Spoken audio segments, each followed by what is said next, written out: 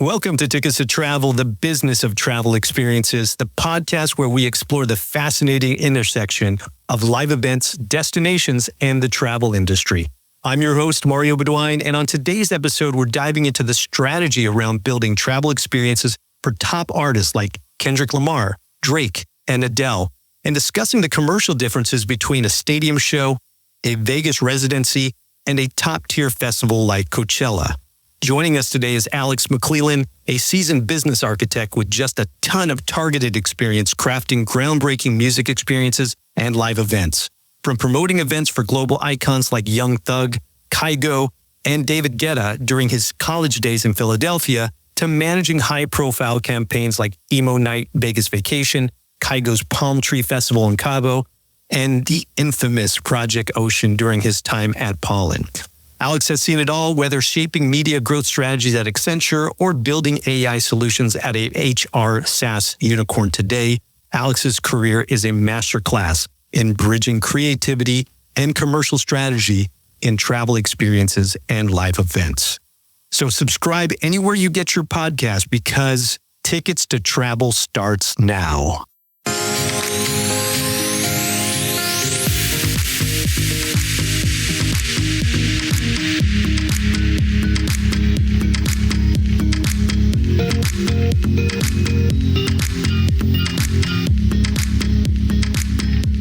Welcome to Tickets to Travel. I am your host, Mario Bauduin, and we talk about the business of travel experiences.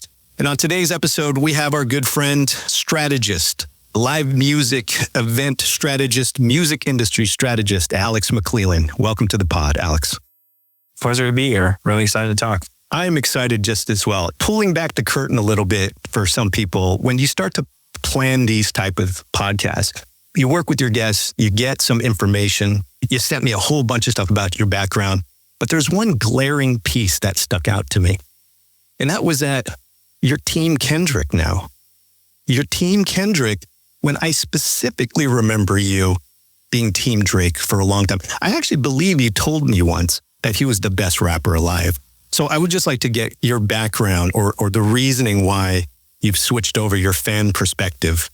It's really been, for us, one of the most invigorating things that's happened in the history of hip hop. There you go. I think the beef was really exciting, engaging. I think it brought a lot of people into the culture that maybe hadn't been engaged with it. So overall, I think it's very positive.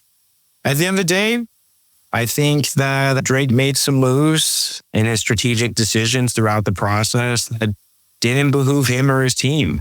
And Kendrick was very clever, thoughtful, and quite frankly, diabolical in some ways. And I think Not Like Us was really just the accents on the overall conflict to see what they're going to do with the tour. Maybe we could talk about that a little bit today. Yeah. And it's really been a fun thing to watch from the sidelines. We're always going to relate it back to the impact of what these artists do, the live event, back to travel, right? The one thing that came out of that beef, which was, I'm a little bit like the grumpy old man of hip hop, I think, when we were working together. Yeah, I was like, listen, I still have The Far Side and Tribe Called Quest playing.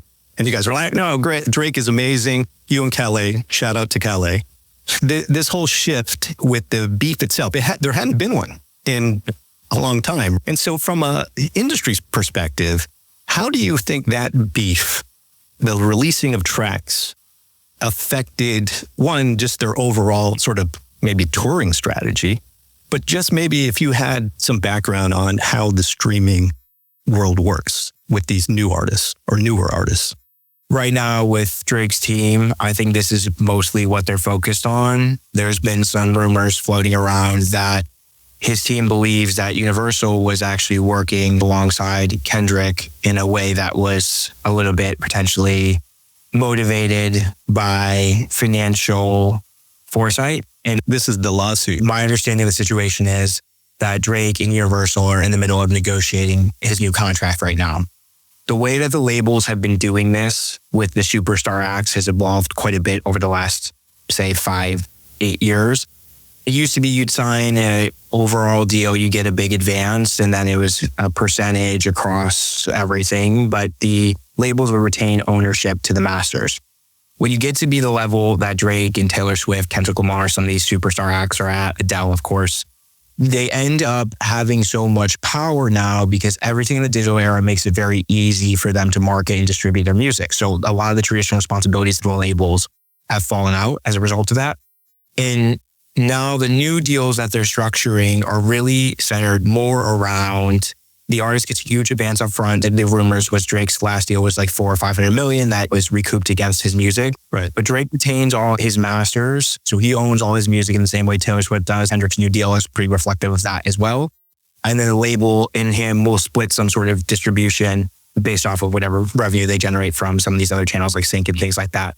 And so what they're saying, which would make a lot of sense of why Drake got so upset about the way things played out, is that UMG is trying to suppress his negotiating leverage right now by boosting Kendrick and making sure that he gets preferential access to all their marketing channels, because then that's going to reflect poorly on Drake. It's going to drive down his streaming numbers. And then when you get in the room with the business analysts and the finance guys like me, they can say, hey, you're down 25% year over year. That was going to back the advance that we gave you last time. So I think that's Drake's side of it. Kendrick's is exactly the opposite, where I think they just reached a new deal. And he got it's my understanding, like a 9-figure advance. It's not going to be as much as Drake probably at this moment in time. Just Kendrick's never been quite as much of a commercial draw in the streaming world as Drake has been. But he's very incentivized now to continue dropping music, which it's clear the signal is from the market that Kendrick's highest commercial peaks of his career have been anchored on the beef and the tangents that have come off the back of that. So it is really fascinating. I think they both changed the trajectory of their careers and their financial earnings potential as a result of this. Ultimately, I think Kendrick definitely came out ahead in that way as well. So a regular fan, as I am, and I don't dig into it as much, what I heard was that Drake is claiming that they're devaluing his brand in such a way where that'll have repercussions into the future in terms of the value of his overall brand. And so I think that this is a good kind of segue in terms of how this gets into live event touring, because how is this beef going to affect, one, Kendrick's tour that's coming up into 2025? And I'm not sure, has Drake said that he's going to tour at all? So Drake's been relegated to Australia right now. They're doing Australian leg, which is cool. He hasn't been over there in a long time. And I think one of the challenges with the superstar acts, especially on these international legs, Australia in specific, it's really difficult to get there. It's long. There's not that many big cities you can play. So the economics don't make quite as much sense for a promoter to want to pick that up. So it's cool that he's going to do those dates. We'll see how he feels coming out of that. And if there's some good momentum and positive press out of the shows. At the end of the day, Drake has still the highest grossing hip hop tour of all time with what he did last year with 21 and then subsequently J. Cole. So it's clear that there's still demand. Do I think he can sell out a bunch of arenas in almost every city in the whole world? Yes, I also think that too. I think pivoting over to what Kendrick is doing, he decided to go to stadiums. I think this is also a fold of his animosity towards Drake, if you will. Drake had always been rumored to want to do a stadium tour. It's my understanding, and don't quote me on this, I don't think any rapper has ever done a stadium tour. Jay-Z went out with Justin Timberlake about 10 or 15 years ago, but Justin Timberlake is obviously a pop star, so you have a lot of tickets there. Eminem and Kanye have played stadiums before. Drake has too. So they're capable of selling that amount of tickets in one night. But having a whole tour where you're doing anywhere 60 dates. Yeah. 35,000 to 50,000 tickets across maybe 15 or 20 cities is pretty significant. In LA, New York, it'll be pretty straightforward. They'll have a lot of success there. But doing something like a Minneapolis or Seattle, where they're big cities, but there's just not nearly the population density some of these other places, is a little more challenging. And so I think with Kendrick, he wanted to do this as a way to signal to Drake that, hey, I'm bigger than you in every single way. And to do that, he decided to recruit SZA. And so SZA's an interesting choice. As a lot of listeners may know, SZA and Kendrick have been label mates for a long time on TDE, Top Dog Entertainment, until Kendrick broke off and made his own venture last year. They've been close friends for a long time. And SZA last year just wrapped up her humongous tour for her album in 2022, SOS. She was doing probably 2 to 3 sellouts. And say the resale tickets were 3 to 4x in the secondary market, which is always a good signal of the demand, is the multiple on the tickets in the secondary market. And they thought that putting the two of them together would give them enough commercial horsepower to do the stadium tour, which then unlocks, I think, a lot of whole different opportunities a la Taylor Swift. And we saw her and Beyonce both spin up effectively entire travel economies around each of these respective stadium dates that they were playing, because it became a destination of sorts that people wanted to come and fly into. And there's all this bartering about which show is the right one to go to. And are they going to have a special guest that night? Do I want to go see Beyonce in Atlanta because it's Atlanta, or Houston because you might bring out Megan Thee Stallion? Or do I stay here in LA and get lucky with Kendrick Lamar? And I think that factors into a lot of people's brain psychology when they're making these purchasing decisions, that it's not just focused on going to see the show. It's, can we build a whole experience around watching this and building a whole vacation around having one of these stadium dates at the epicenter, because it's such a cultural milestone that really breaks through the noise.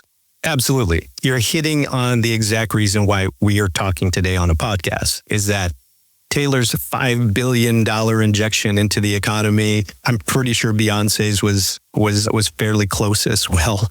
But the whole traveling to the destination, the live event becomes the reason why you pick, right? There's this famous adage of this woman who said it's cheaper to take my family to Norway or to Paris than to go to Miami or LA to see Taylor Swift.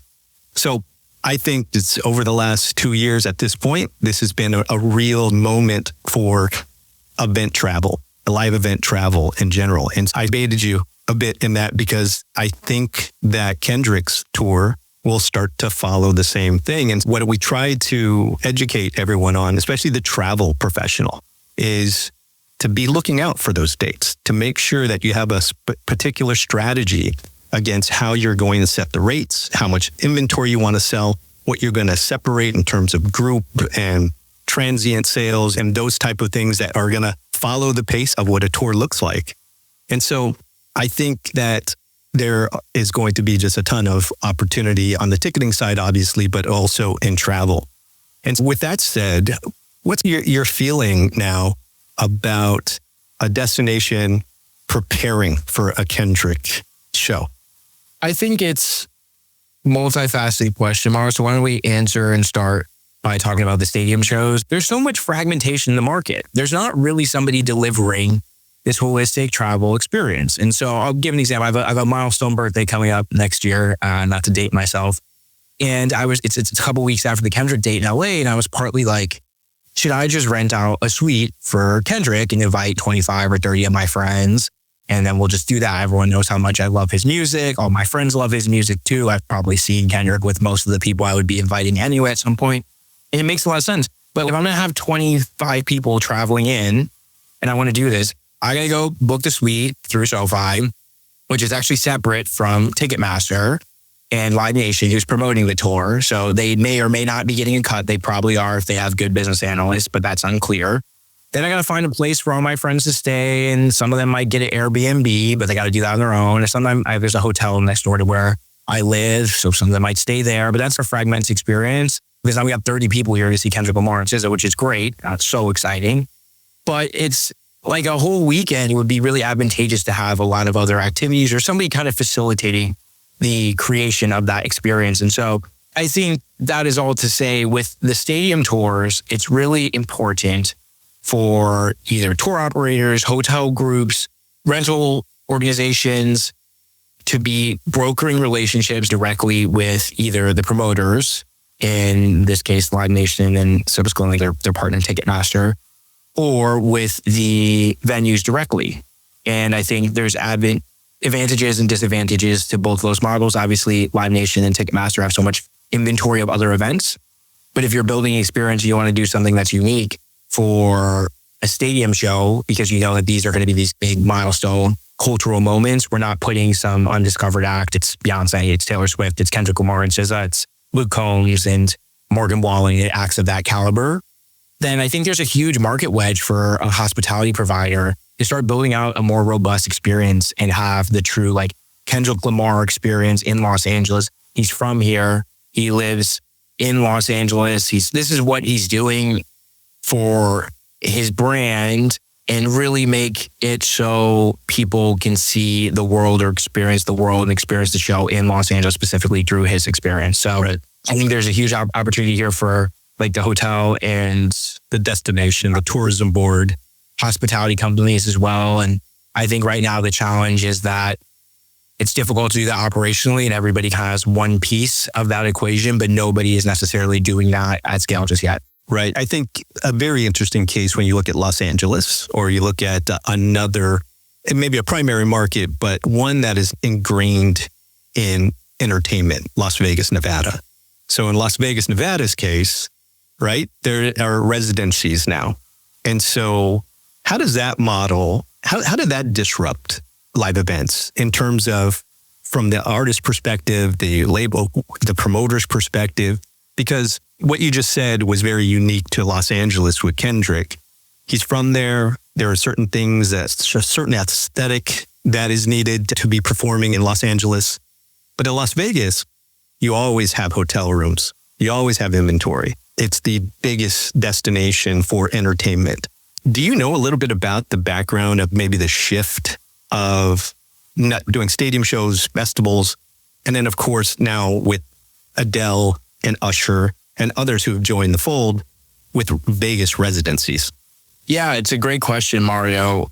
I think for the listeners, short primer on how residencies came to be. It started in the 50s as a way to drum a business. And I think, Frank Sinatra was one of the early ones. And then that was always how it would go. You go see the show. It was Vegas. There was the attraction of being able to gamble in Sin City and all that allure of being there. And then in the mid 2000s, some of the casino groups started hiring a bunch of hedge fund guys, and they got a little bit smart about how to make money, as they often are. And they realized that they could put DJs in the nightclubs that were really popular. And this is when the EDM bubble was on fire. So Cascade and Deadmau5 and Calvin Harris were the most desirable acts in the whole world to ever be seen. They still are, in my opinion. And they realized that they could put them into the clubs and use that as a way to drum up traffic for the hotels.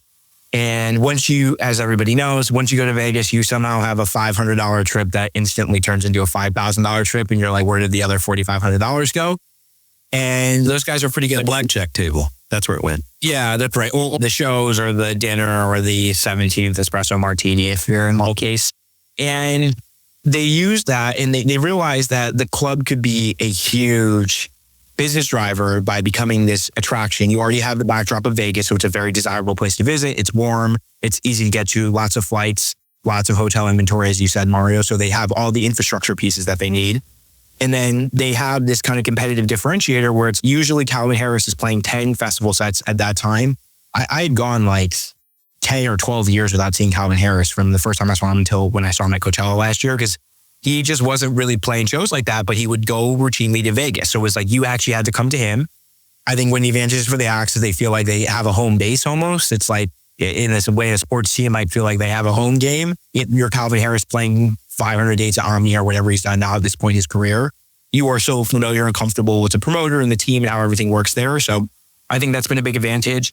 And then they realized that they can operate the tickets at a loss relative to what they'll pay Calvin, because he's still getting a few $100,000 a night. Now at this point in his career, it's hard to know exactly what that draw looks like. So the promoter's actually losing money on the tickets to pay Calvin Harris to be there. But then they're selling $100 drinks at the club, make most of it back on your table service right there. So you're break even. And then everything else on top of that is gravy. I came with my best friends, a bachelorette party, a bachelor party, someone's 30th, whatever it might be, to come see Calvin Harris. The club and the hotel group may have lost a little bit of money on the actual ticket transaction, but we bought a bunch of hotel rooms, which gives them 20% margin. And as you mentioned, Mario, my friends do love to play the blackjack table. They love to play, it feels like, even more when they lose. They always make their donations as well. And then, of course, we do the dinners and things like that. So you end up walking away with revenue per person that's pretty good, but your margin in these other places, you can make it up and it become incredible. So it's a really smart business decision. It's similar to a resort strategy for a big property, right? You keep everybody on property. They're going to eat there. They're going to do the activities that are based at their beach. And they don't really have to leave. They don't have to go to a competitor to experience something else. Las Vegas in particular is just set up for that. It just makes complete sense. The flip side is this becomes a little bit of an arms race. And we're seeing that right now in Vegas is a great example. The two highest caliber resorts targeted at people under the age of 45 are Resorts World and The Wynn, right? Like those are the two marquee places to be. And talent that those people are getting. Travis Scott, who is headlining Coachella next year, will play some club shows at Resorts World now. The Swedish House Mafia, who wasn't even a group for years, is playing New Year's Eve at The Wynn. And they have to, because of each other, now everybody adopting this strategy, the copycat strategy, have to up the ante with the talent that they're getting. And it's interesting. On one hand, it's very expensive to do that. And you really have to be a little bit deliberate about what the traffic looks like and how much that cohort of business that's come in to see the show is generating for the rest of the properties in your other business lines at the resort. It's a great experience for consumers because, like I said, if you're a person that's never seen the Swedish House Mafia, one of the greatest dance music groups that has ever walked the planet of Earth, or you really love Travis Scott, you can just go to Vegas and do that on a random weekend. It's a pretty incredible experience, I think, that the club promoters have created in Vegas. I think it's definitely some competitive friction there in terms of the investments that's required to get the caliber of talent to make you stand out. But once you're willing to make that investment, if you can figure out how to make the dollars work in the other parts of your business lines, it's an awesome consumer experience. And I think it keeps people coming back and becoming return customers, which is Absolutely. It helps you target the right demographics to right audiences, because Swedish House Mafia was my jam back in 15 years ago or whatever it was. We've all gotten a little bit older, got a few more bucks. And so maybe you want to be cool and see the new DJ who's out there. But if you have the option, you want to spend the money for $40,000, $50,000 for a table to see Swedish House Mafia, it's there for you. And so what's interesting about this, though, is yes, from a hospitality and travel perspective, they're using this talent to drive demand. Now, what does that mean for the artists themselves? What do you think the thought was, other than the obvious, I would think, for Adele, for example? Probably doesn't want to tour, doesn't want to travel a lot. She wants to stay home. But from an economic or business perspective, like what's the thinking behind it with the particular artist to go into a residency? Yes, money is usually the answer with most artists. Most people, to be honest. It's a lot of money for then maybe not the same amount of work that they would put in for another experience. So imagine you're Calvin Harris last year, you're making your big comeback show at Coachella. You have to put together a humongous set. There's a visual director that you're working with. There's a lighting director that you're working with, a sound engineer. There's a lot of thought processing. You have world-class people supporting you. If you're him at this point in his career, he's one of the greatest DJs that's ever walked the earth. When you're at the club, you have a couple of things that you can do as an artist. One is just not as much pressure to deliver an experience like that where hundreds of millions of people around the world are watching the live stream of what you're doing. And I think that's a peace of mind. But two, it also gives an opportunity to try some new stuff out. Imagine Calvin had this alter ego for a little while, Love Regenerator, I think is what he called it. It was like house music, but he double-timed it a little bit. He was doing this in 2017, 2018. House didn't really explode in the States until around the time of the pandemic. If he'd done it now, I think it would have worked out way, way differently. So he was just way too ahead of the curve in that way. It gives you the opportunity to go and play something new or test out new music in the same way that really high-powered stand-up comics will show up at the Comedy Cellar in LA to test out their new stuff. And then I think just the economics of it are great. You're Calvin, you can come in and play a show for 2 hours and make $500,000. You know that the casino is making a ton of money on suckers like me that are going to go make their donation on the floor. And you also get to connect with a lot of different fans, and you give your fans an opportunity to come see you and enjoy the music that they love. So it's like a very positive sum game. And when you establish a relationship with one of these organizations, typically they usually do exclusives in Vegas. Most of the time you work with a single group, which you play multiple other venues across the strip, but you'll work with one group.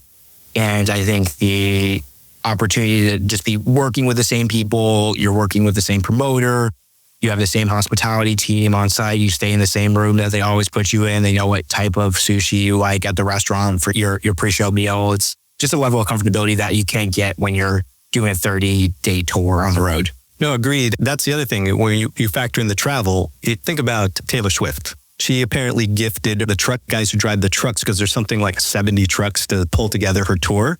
She gave them each $100K in cash.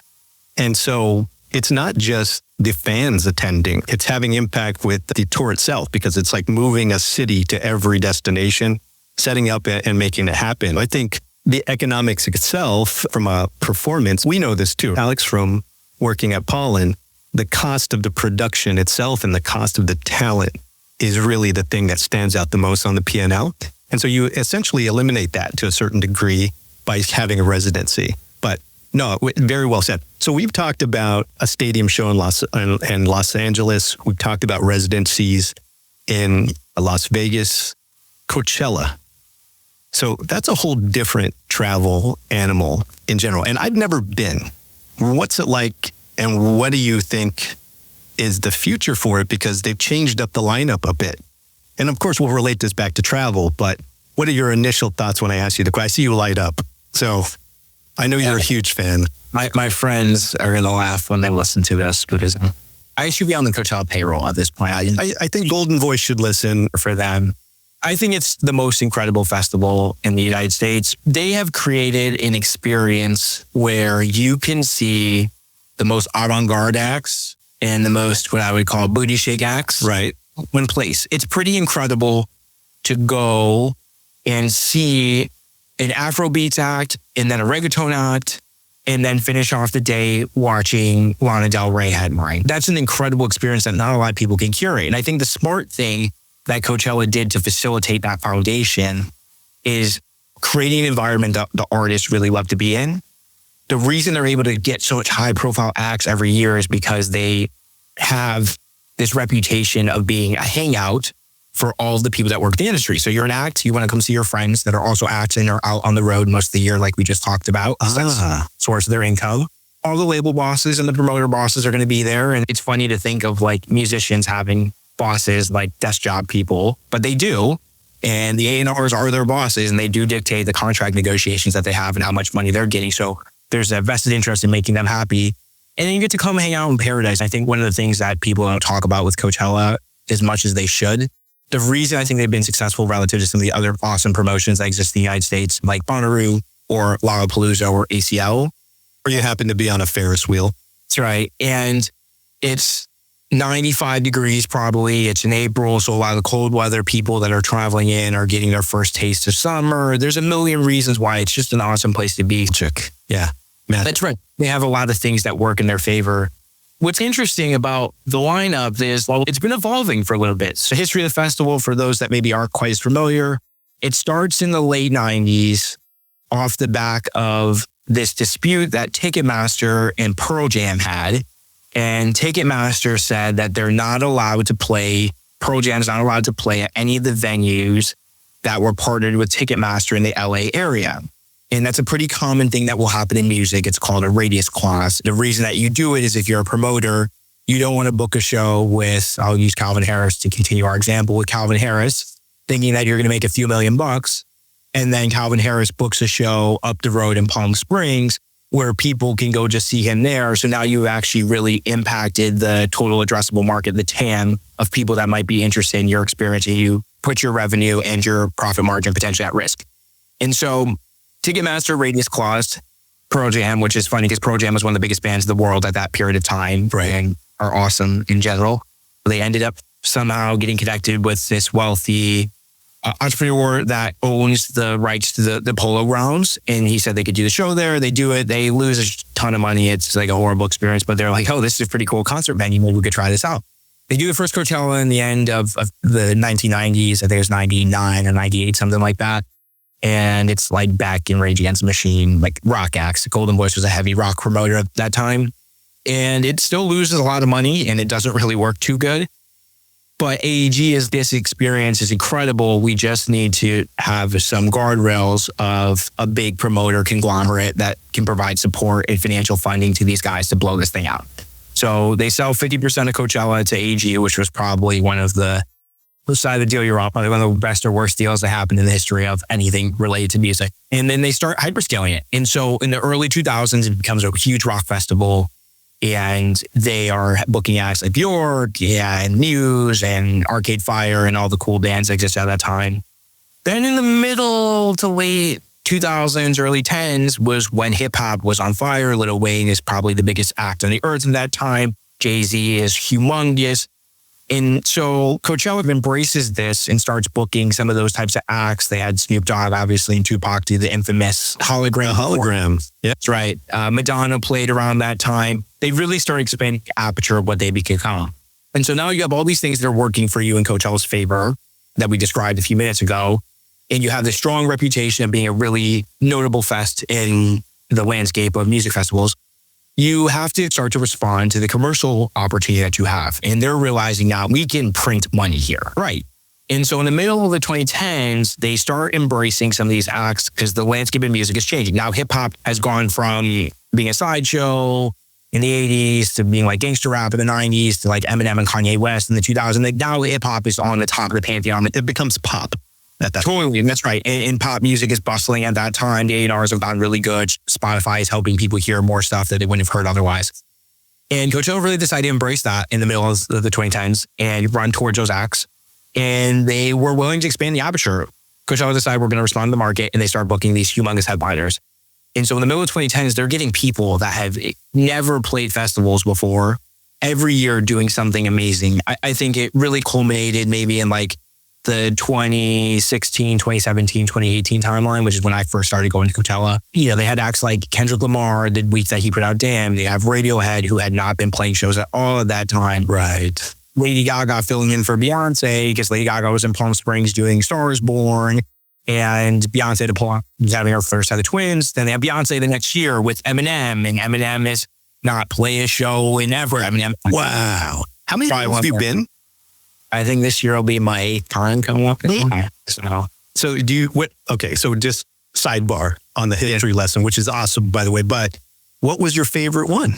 I always say they're like children. They're all my favorites. I've had so much self-discovery there and key acts that you would never otherwise see. It's giving me an opportunity to see hundreds of acts over the course of those. Right.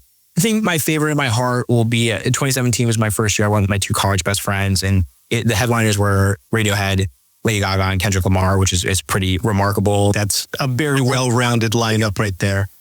There was just a bunch of acts that were amazing. And I think that was a good year. The best lineup year was probably 2018. I mean, it's Eminem, it's The Weeknd. That's 3 of 25 greatest recordings. Why I stopped you, because I can't even imagine what that would cost as a single stadium date. Like now, especially. With the Weeknd just launched his Rose Bowl.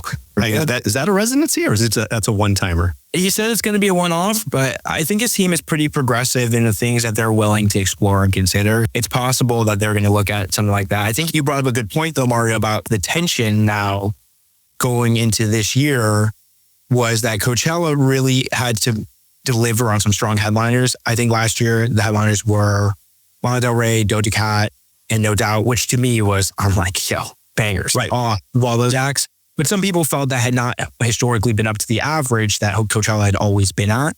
Sure. And I think it really uncovers a challenging problem that they had where Live Nation has done such a good job building out this touring product that we were talking about with Taylor Swift and Kendrick Lamar a little bit earlier in the conversation, that it makes it almost more financially lucrative for artists to go that route than do festivals. Because for a long time, as Coachella was scaling the festival in the 2010s, one of the main advantages of playing it was that you were going to make 2 to 2.5x what you would make for a normal show. So you were getting way more money for a shorter set time where you could just come, pop in. You don't have to do too much work. You obviously have to set up the whole infrastructure and deliver on a great performance because it's a special place. But you don't have to do all the work of touring. Right. And then you can also come hang out with your friends the rest of the weekend and also see a bunch of acts that you probably love individually because you're a musician and you love music. And so it was really lucrative. But now that Live Nation has done such a good job of creating the pressure, and AEG subsequently, but really Live Nation, I think, has created the pricing pressure here of having these great arena tours that clear out every ticket or stadium run if you're at the level of Beyonce or The Weeknd. It makes more sense for you to do that because you want the show, when you get to that level, you want the show to be exactly how you want it to be. You want every single detail. For those that saw Renaissance by Beyonce, it's so technical and organized and every detail was so manicured. You could tell that Beyonce had her fingerprints all over it. Right. And I think if you're them, you'd rather go do that than have to retrofit into production guidelines and the guardrails that the festival has to operate in. So if we look at the lineup this year on Saturday, Charlie XCX is the primary supporter, the sub-headliner. Green Day is the headliner. And Charlie obviously is coming out the biggest year for her career. One of the biggest years in pop in recent memory. She's just done Brat. iconic. You probably know it, Mario. I know that's not your kind of music. I've heard it. I get it. Good. It's good. It sure is. And so if you're Charlie, you just wrapped up a tour with Troye Sivan, where you did, I think they did like maybe 25 or 30 dates across North America. They cleared out every ticket. Resale was like 2 or 3x, so it was really difficult to get in. And they actually just added some more dates because they had such demand, they were sure to sell it. So if you're Charlie, it's, yeah, I could come play Coachella. And Coachella's probably paying Charlie, if I had to guess, maybe like $1.5 million, somewhere in that range, $1.5 million probably. We'll come back to that. Keep going. And she's making a good payday there. But her guarantee on the tour is probably that as well. And if you're Charlie, you don't mind being on the road, which again, some acts do mind being on the road, which is why there's a lot of different products and ways that you can dress this up to make it work for the artists. We talked about residencies. We talked about stadium show. We talked about festivals now. I think she is doing this because she thinks Coachella is cool and she loves the cultural cachet. And I know that Golden Voice has a really strong relationship with Charlie. She plays a lot of events locally in LA to like promote her album, does pop-ups and things like that. But that's something that they've nurtured for a long time. If you're her, don't need the payday of being here. Now, for us, it's going to be incredible. I guarantee you one of the 3 or 4 biggest audiences of the weekend is going to be at main stage when Charlie plays. It's quite possible. I don't exactly know how they're going to do her and Travis and Green Day, if it's all going to be on Saturday or what, because that's 3 gigantic superstar acts with like very cult followings that people are going to want to try to see all of them. But if you're her or Sabrina Carpenter, who was in this same space last year, you can just go on the tour and Sabrina's nosebleeds are selling for $500. You don't need to go play festivals anymore if you don't want to. If you want to, it's fun. Cool. Go check out all the European cities in the summer. Fans adore you and you should create the opportunity for them to see your music. But if you're talking about a financial perspective, Live Nation will give you whatever deal you want if you're Sabrina Carpenter because they are so sure they're selling out every ticket that the ancillaries will make up for it and then some. They drive demand. It's right. A ticket first driver. And yeah, that's why they spend so much for the talent. So as a veteran of Coachella, 8 times you said? Something like that. So how do you book your travel? Yeah, it's a good question, Mario. So we historically have always done Airbnbs. There's a few different options for people that haven't been. You can camp. I have no interest in doing that. It's about 95 degrees in the middle of the day at Coachella. So by 7 a.m., it's dusty and hot. You're not doing a lot of sleeping. Obviously, people have some ways that they're able to circumvent their need for sleep at a place like Coachella, which is all great. Which you never partake in that stuff. So no, of course not. Great. Yeah. That's part 1. Attention sports fans, teams, and leagues, whether it's the season opener, playoffs, or the championship game, Bookseats.com makes getting there a breeze.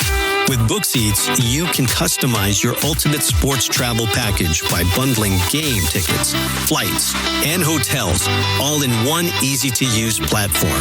No hassle, no stress. Just you, the team, and the game day excitement. For professional sports organizations, Bookseats.com offers B2B solutions to create exclusive fan travel packages, increase fan engagement, build loyalty, and make every away game feel like home field advantage with professionally curated travel experiences. From diehard fans to professional leagues, Bookseats.com is your go-to partner for game-changing travel. Visit Bookseats.com today and make your next sports trip unforgettable. Bookseats, your all-access pass to the ultimate sports travel experience.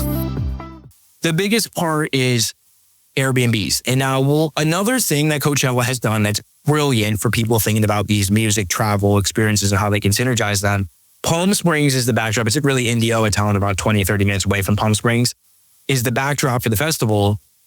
And it's mostly a retirement community. So a lot of the people that own property in Palm Springs and the adjacent areas are snowbirds, and they come out in the winter and there's a ton of golf courses out there. It's a pretty slow and sleepy place. It's nice. I like it. It's very grounding. I like going out there every few months to just clear my head.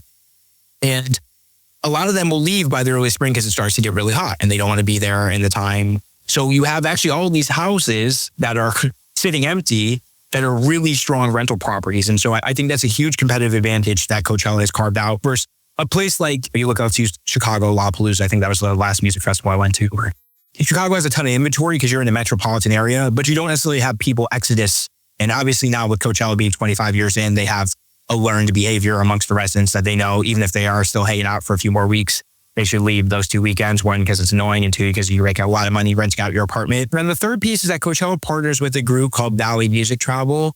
I'm not sure who their parent company is or if they're independent, but they basically put together, they package up the whole experience for you, which is really great. I think people have had a really awesome experience working with that. And what they'll do is they'll develop an itinerary for you for folks flying in. Coachella is obviously probably the most recognizable music festival in the world outside maybe Glastonbury.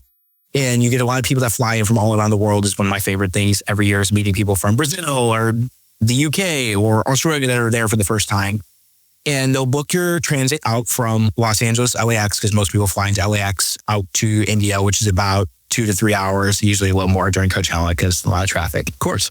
Then they'll book your hotel and they have a whole bunch of different options. I think they have things from like teepees that you can glamp in. Like a glamping setup. All the way through, they have partnerships with some of the local hotels, things that are a little bit more economy, like the Hampton Inn, all the way up to the nice Marriott resorts that are out there. And then they'll get your ticket tier based off of what you want. So it's a pretty cool platform that they developed.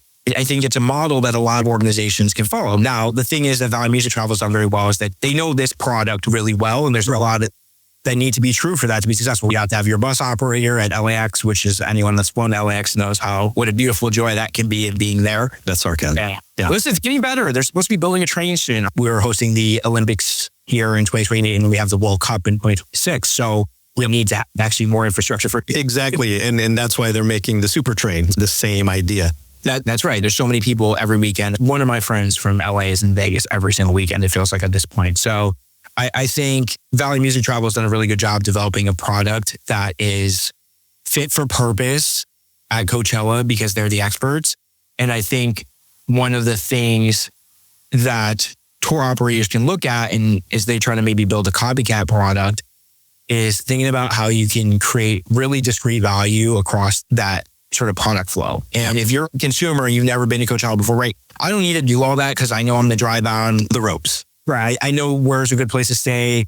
Is this walking distance from the festival? Is it not? What festival ticket tier to get? But if you're not, and so you got to go think about how you can build the relationships, one with the lodging, whether that's rental providers or hotel organizations. Then you got to think about, okay, how do I get the wholesale inventory from the festival or event that I want to build this around?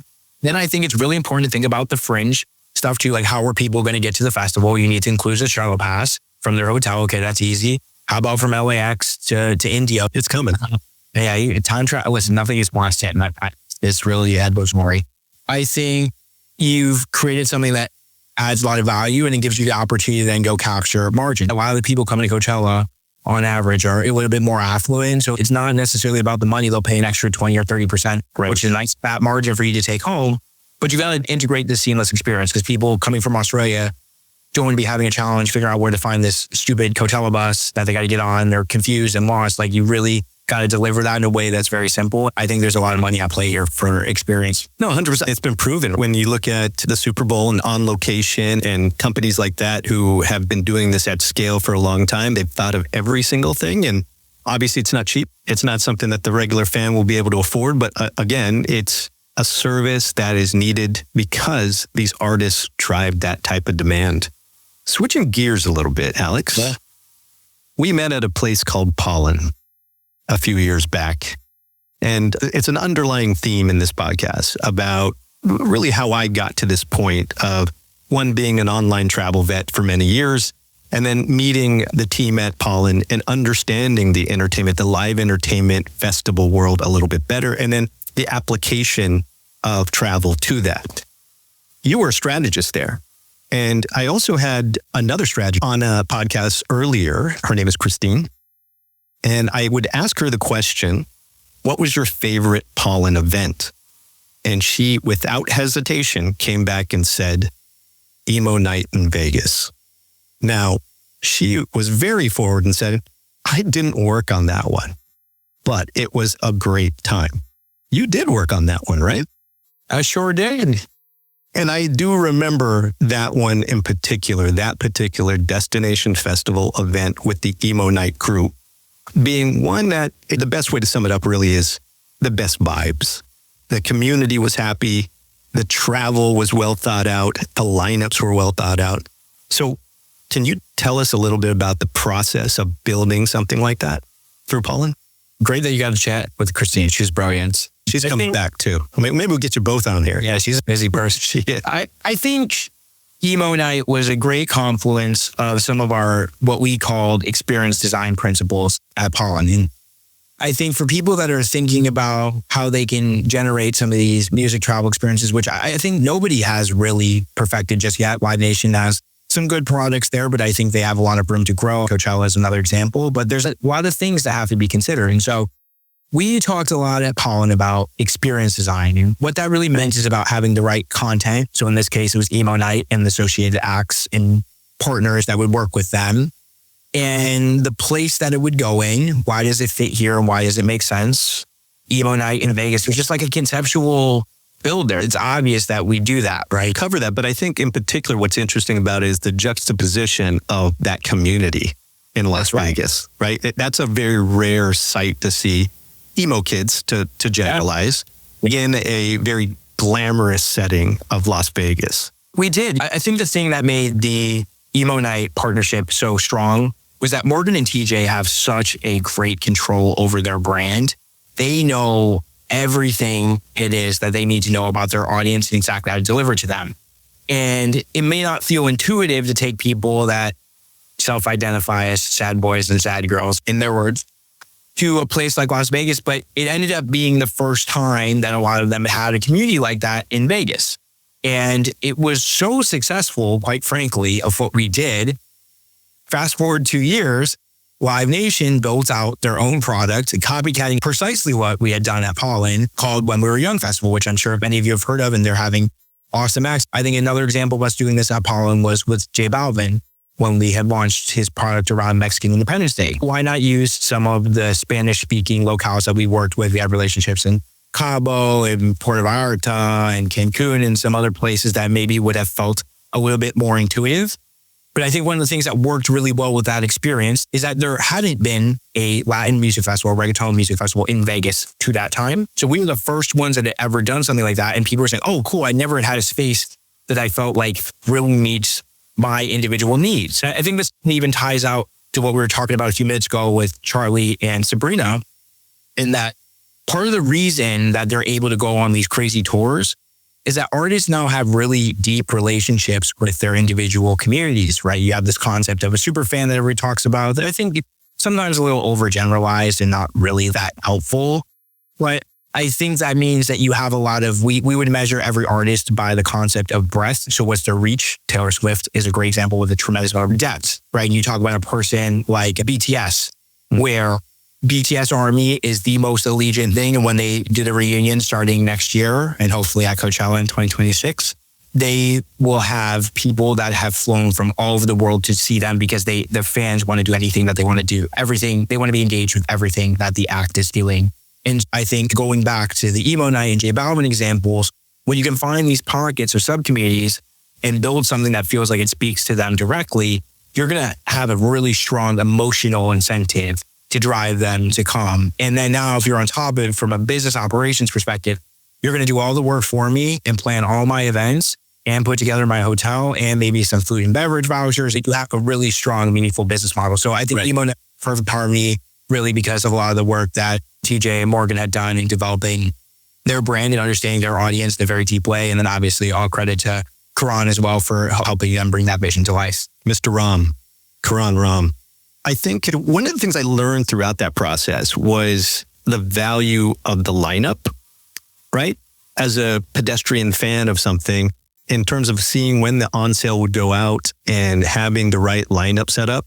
And so I always wanted to ask you, I don't think I've ever really asked you, like, what were some of the things, because you did a couple of other kind of major projects. In terms of lineup development, what goes into that? I'm going to get myself in trouble with this response. Oh, it's okay. Yeah, I was going to hear it.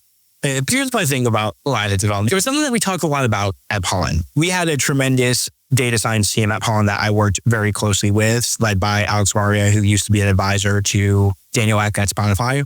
And he had this guy on his team named Devin Hollier, who's one of my close friends as well. And him and I had been doing this project where we were taking we took, I think, maybe the top 1,000 acts on Spotify or something.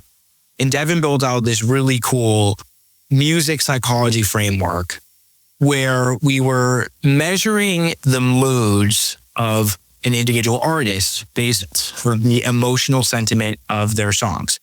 And then you could see an artist like Drake is very balanced because he has a mix of high energy songs like Nonstop, but he also has his melancholy songs like Western Road Flows. And it gave you an ability to look at and take a little bit more of a data-driven approach to the way that you're curating a lineup. So if you're thinking going back to our experience design principles at Pollen, we always want to have a mix of like party and fun and excitement where everyone's gassed to be there.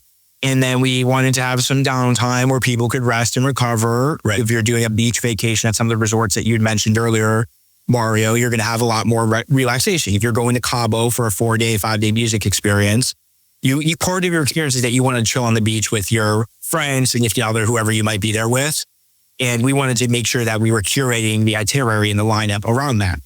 Now, Devin and I were trying to do something that was pretty transformational in the way we think about lineup development. And most promoters, and I think sometimes much to their chagrin, operate on vibes. A lot of people that what you would call talent bookers in this world, doing the jobs of curating these lineups, have been in music their whole careers. A lot of them have not gone to college, or they're not doing fancy data science projects in Python, know their audience. In the case of Morgan and TJ with Emo Night, they just know what the audience wants to see because they're at Avalon and previously at the Echoplex in LA every weekend, talking to their fans. And they know these are the people they keep asking us for. We used to not have the money to get someone like MGK or Avril Lavigne, but now we have this big, high scale, higher revenue experience in Vegas that gives us the flexibility to have an artist of that caliber coming to show up. And so I think using them as kind of example, you pivot over to Coachella to continue our thread there. Mr. Tillett, who runs Golden Voice, I've heard people have told me that his primary job at this point in his career, they know it works. His primary job is staying tapped in with the artist. They say he just listens to an insane amount of music. When he sees something that he really likes, even if they're early in their career, he will go meet them personally. He really nurtures those relationships, and he has a clear framework in his head about how he wants to do it. Now, I'm sure there is some commercial considerations from the bosses at AEG that they say, hey, we'd really like to accomplish XYZ this year in terms of revenue target. But Mr. Tillett has this really cool thread in his brain where he's able to take that business guidance and say, I think this is the picture I want to put together. I know if Lady Gaga, Green Day, Post Malone, and Travis Scott are my anchors this year, this is the type of support that I want to put around them. It's very vibes-based. And so I think it's really fascinating part of this humongous economy because, as you said, Mario, the single biggest expense for all of these types of experience is the talent. And you see a lot of festivals and experiences strike out on this time and time again because they book a lineup with some level of confidence that these acts are going to sell, but it's an act that has played a lot of shows already. And you put together a lineup that looks cool on a poster, but then the event doesn't sell the way they wanted to because I've already seen Megan Thee Stallion, let's say, some headliners at Coachella 5 times. I'm not necessarily going to fly to Houston for a Megan Thee Stallion experience, but I will get to see her at Coachella. Like, you have this friction that people are making those direct trade-offs in their head about those decisions. 1,000%. 1,000%. I was laughing because I spent a little time around the Live Nation post, especially if you're in ticketing, you deal with a lot of promoters, and that is exactly the metric they're looking for, vibes. And that was one of the things that I was always, you actually just reminded me of it, is that Varia and you got everybody on strategy at Paul, you had figured out the metrics or the formula for what a proper vibe would be in one of these destination festivals. Properties were part of it, and that's where my team got involved as well. But just fascinating way to look at it. It is, Mario, but you know what, man? At the end of the day, I can make my pretty charts. Devin is literally a genius, as was Alex. But we're going to put him on this show. You should definitely get both those. At the end of the day, data science doesn't sell experiences, vibes do, right? Like, people look at the poster and they just say, is it good or not? They're making these calculations in your head, and as a strategist and a great business operator, it's your job to figure out what that framework is and crack that code empirically.